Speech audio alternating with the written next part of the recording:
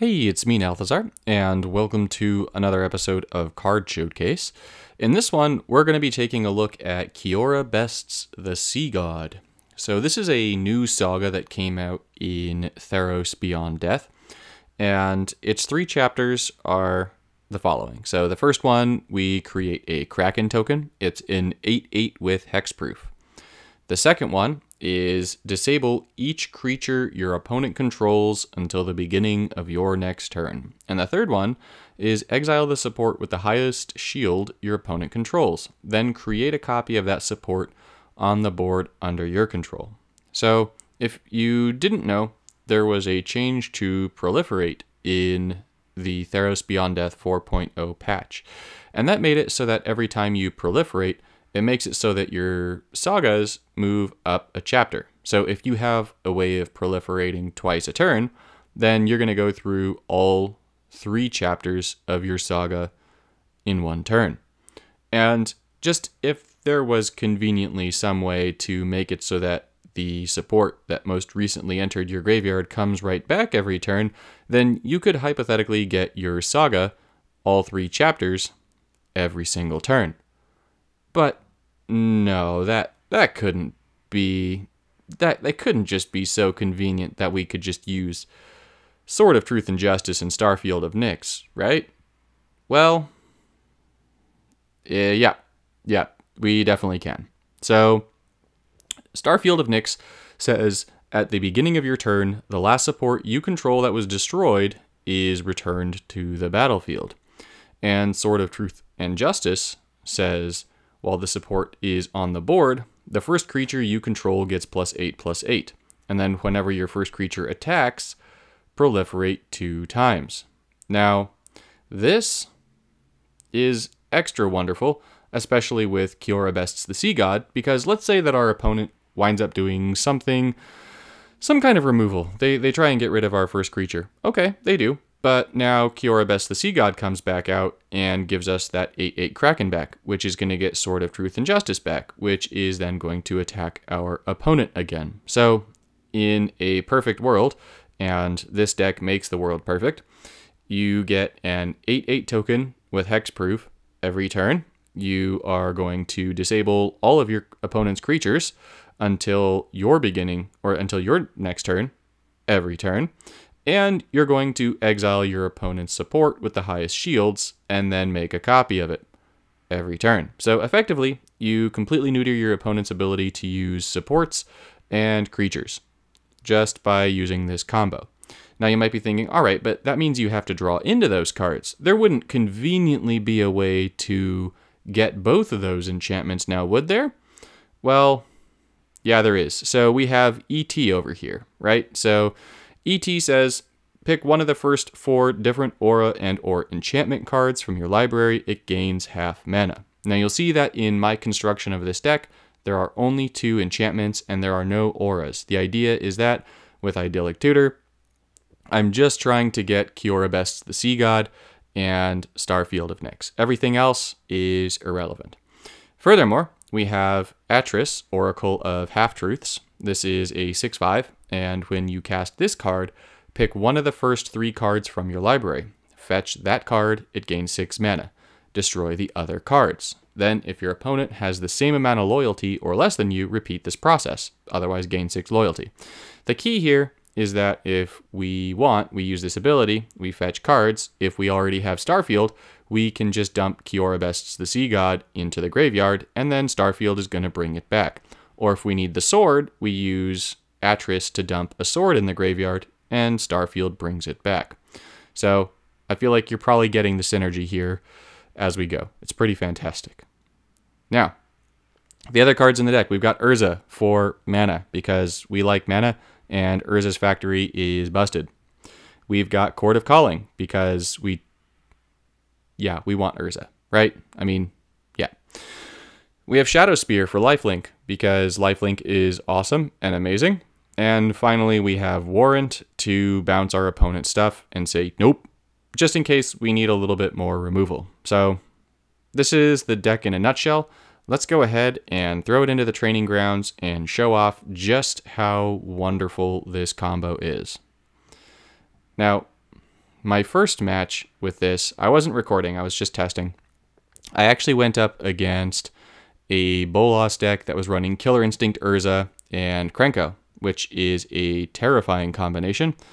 And I locked down the board, destroyed, or exiled, I suppose, Killer Instinct, and everything became wonderful. Let's see, this is actually a pretty great starting match because we get to take that 5 away, and then we actually get to go white into blue here, which means that we're going to get pretty close to being able to actually, now we'll definitely be able to draw the Starfield when we want. So yeah, we can drop Starfield when we want. If you're wondering, why are you not letting the Starfield drop? I don't want it to lose shields. So I know that Starfield has a lot of shields, but you want to protect your goodies. Urzas are saying, play me, and I'm thinking, yes, I will. Let's play an Urza here. Why not? Let's get some gem conversion going. And an 8-11. So, alright, an Urza mirror match. This is perfect. Actually perfect. You might be thinking, what? How is that perfect, Nelthazar? Well, this means that we're actually up against powerful cards, and so you can see this deck against, well, another powerful deck instead of, like, garbage. So, the Starfield we're going to wait on. There's no point in trying to use that first ability, so let's just go ahead, make a blue match, make everything happy, and try and get that Castle Vantress down. So, I'm just looking at what my options are. I know it's taking a minute. Shame on you, Nelthazar. Make your match. Alright. We'll call that good. So, Jace has definitely better mana gains than me right now, just because of the higher blue. But it's when I say better mana gains because higher blue, I mean ooh. Sorry, I don't mean ooh, but I did just get the other combo piece for this. I mean that since we both have Urza down, and we're both going to be getting Urza mana nonsense, Jace is going to be getting more out of that Urza mana nonsense than me. So I'm actually using my second ability just so that I can draw more cards, so that I can try and get that Kiora bests the Sea God as soon as possible. Let's see, let's go, do I want to go green-white or blue-white? Let's go blue-green here, see if we can get more out of this. So there's the Starfield, there is that, and we're going to get Kiora bests the Sea God down here too. So then our next goal is going to be to get that Sword of Truth and Justice down next turn, and then that effectively completely neuters Urza for the rest of the game, opposing Urza. So let's see what Jace does with all of his mana from this turn. Anything nasty? Another Urza. That actually counts as nasty. And a Fathom Mage. Okay, so I haven't actually made a video on this, but Fathom Mage and Jace's third ability is one of the most terrifying combos ever. So every time this thing gets buffed, you draw a card. Jace's ability says whenever you draw a card, buff all your creatures. So with Fathom Mage, you draw 6 cards, which means if you have 3 creatures, plus 72 damage. But we will not be seeing that because we have too much good stuff. AM, PM. Okay. What's this? Castle Vantress is running low. That's fine, but I actually don't want the Vantress to die, because if it dies, that means that our lovely support is going to try and bring it back, which we don't want. So we're exiling Urza's supports there. If you're wondering what's happening there, we just completely neutered Urza, right? So not only is Urza disabling every turn now, but on top of that, Urza's support, yeah, that's a non-issue. It's gone. So where is Kiora Best the Sea God? There it is. And we have the sword down somewhere. It's got low shields. There we go. This thing. So you'll notice that as we attack, let's stop that from happening.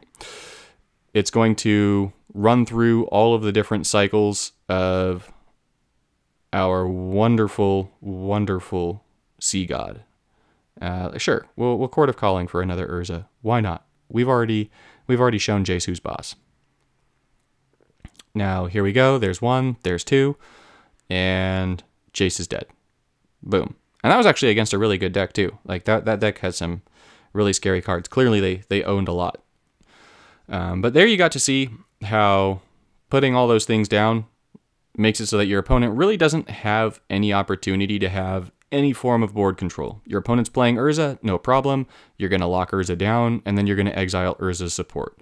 Your opponent plays some other kind of silly random shenanigan nonsense, no problem. You lock them down, and then you exile their supports. So that's really the deck in a nutshell. So if you want to see it again, here is the deck. If you want to try it out, go ahead, give it a shot. It's very powerful, surprisingly so. I guess not surprisingly, it has Urza in it, right? I mean, who are me kidding? But it doesn't need Urza to be powerful, right? It does, however, need Kiora Best's the Sea God and Starfield of Nyx and Sword of Truth and Justice. So if you have those 3 cards, go ahead, put them together, try this deck out. You're going to love it. Thanks for watching. I'll see you in the next one.